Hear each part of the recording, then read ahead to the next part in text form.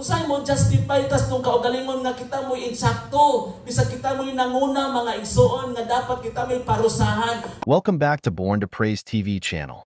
We are created to praise and worship God. Pero na ang Dios nakakita kung unsa ka tinuod ang imong justification. Unang mulaban magani ang Dios mga igsoon nga bisan gani sa atong in our absence nakita sa Ginoo. Mao na mga igsoon nga in return ani atog yung una-unaon nga ang Dios deserve takos sa imuhang panahon. Ang Dios takos sa imong pagsimba. Ang Dios takos sa atong mga pagdalig. Mo na atong hinumduman aron nga dili nato mga igsoon usikan ang panahon sa atong pagduol sa Ginoo. Gipili ta sa Dios mga igsoon, hinumdumi nga ang Dios mga igsoon nagpili, siya mo ni desisyon nga siya mo'y manaog, siya mo'y motipon sa mga taong mapausanon. Hallelujah. Munang ingon sa Lucas nga He always rejected mga igsoon, gi-reject niya. He always reject to those who are proud, but He give grace to the humble. Kanunay nag-reject mga igsoon ang mga mapahitason apan naghatag siya og grasya sa tanang mapausanon. Muna gingon ni Jesus. Hallelujah, munang kontra sa Ginoo mga igsoon. He opposed the proud, but He give grace to the humble. In connection with chapter 57 verse 15. Pupuyo di ay siya mga igsoon mo na ang panimalay nga puno sa pagkamapaubsanon. Diha ang Dios mupuyo. Pero kung ang panimalay gani messy, nang lupa ding mga kaldero, o unya, nang lupa ding mga pulong nga YAWA, from the south to the north, from the east to the west, dili gyud muhari ang Dios. Bisan mo simba pa ta kada adlaw, bisan mo duol pa ta sa Ginoo kada adlaw, kawang lamang ang atong pagduol kung ang atong kasing-kasing mapahitason. Unya, kada ra bang kasagaran sa mapahitason? Self-righteous, defensive. Di ba? Kung makadungog gani gwali, bita, tinuod. Usahayon di ba? Di manimati og mga pulong ba nga kada bang ganansya nga puros na siya insakto. Layo, kayo ba kanang maklaro na may kasalinihukan gani? Di ba? Maklaro na po sa pinulungan. Apan katong mapaubsanon mga igsoon. Bisan galing mga Kristohanon na agihapon ang mapahitason. Hallelujah. Nga wala na kontrolar sa balang espiritu. So, muna nga balantayan. Kay sa umabot na panahon mga igsoon, gi-remind ta sa pulong sa Ginoo. Nga ang gugma sa mga magtotoo sa katapusang panahon mabugnaw. So, hopefully, atong mga pag-ampo nakita karon madasigon nagyapon ta. Taliwala sa mga pagsulay. Kaya nga naman, kung kisulayan ta, kung naatay mga problema mga igsoon saad sa Ginoo, nga ayuhon ta niya matod pa sa mga sumusunod nga mga bersikulo. Hallelujah.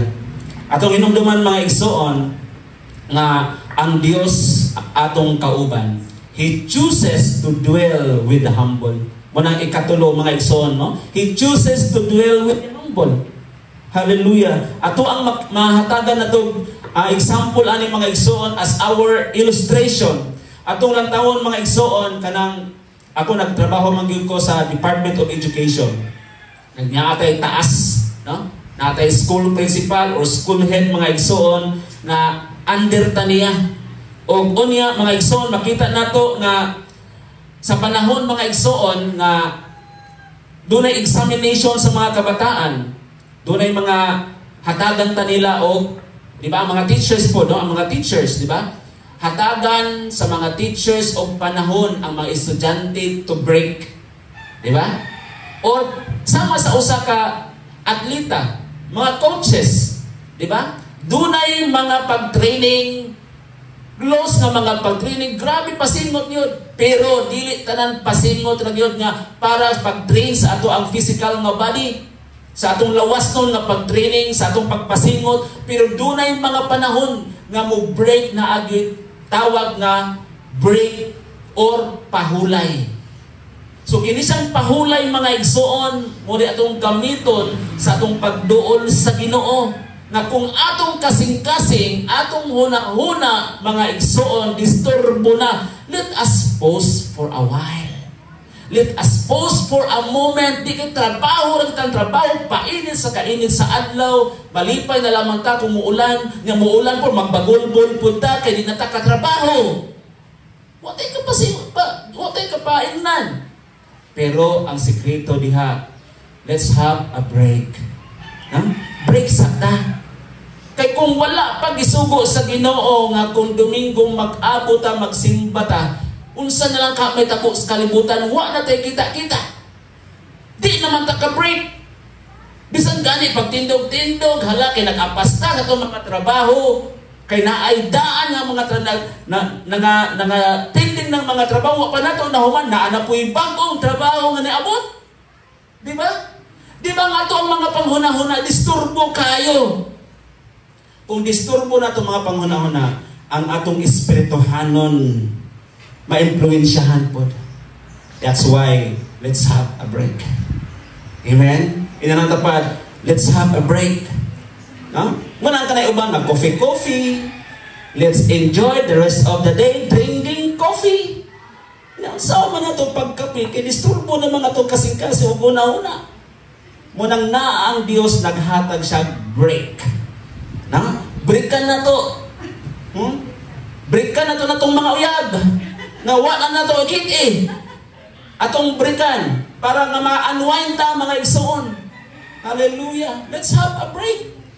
Itugyan na ito sa Ginoo mga igsoon. Duulo na ito ang Diyos because God is always available. Hallelujah. Itong pagpakat si Lord mga igsoon. Never siya mga igsoon na makibulag nimo. Apan ang Diyos ganan siya nga mo break ta aron nga atong ma-unwind atong kaugalingon diha sa presensya sa Diyos. Ikaduha mga igsoon, God understands our struggles. Nakasabot ang Ginoo sa imuhang mga gipaminaw sa imong struggles karon, sa imong mga pag-antos. Nasabtan na sa Ginoo. Bisag di pa nimo isuginlong sa imong tapat, sa imong bana, sa imong asawa, ang Ginoo nakaila o kabalo ang Dios nga doon na kay pinagdaanan. Doon na kay problema sa imong trabaho. Doon na kay mga discrepancy, kung treasurer ka, nawadaan ka kwarta, kayo mong gikasto, out din dahil. Di ba? Mga ingon ana. Right? Kabalo ang Diyos ana. Kay He is 100% God, all-knowing di ang Diyos mga igsoon. That means na, agpagpasabot ana nga, He knows our weaknesses. So nga nung nagkaingon-ingon man ka, tungod kay nasayod ang Diyos sa ato ang mga kahinaan. Sa kahinaan sa ato ang sa ato ang kahuyangon. Nasayod ang Dios ana. Unya nindot kay mga igsoon na kung ikaw aduna kay kahuyangon, ang Dios He is strong. Kusgan ang Dios nga i-lift up kaniya. Kusgan ang Dios nga mupuli mga igsoon sa imong kahuyangon.